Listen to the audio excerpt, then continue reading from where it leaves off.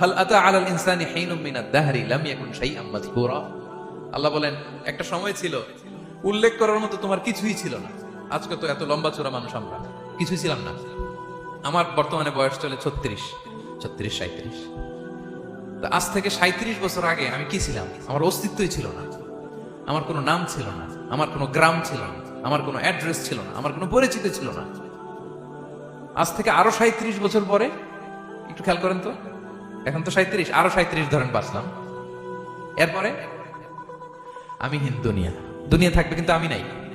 আজকে কার জন্য আটকে আছে দুনিয়ার কাজ বলেন তো? আপনার দাদার জন্য, আপনার নানার জন্য।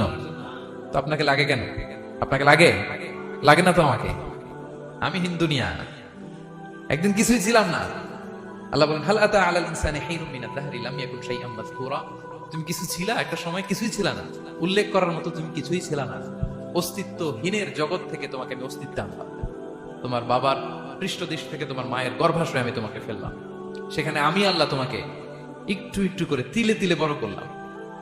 9 মাস 10 মাস পরে মায়ের পেট থেকে দুনিয়াতে তুমি আসলে।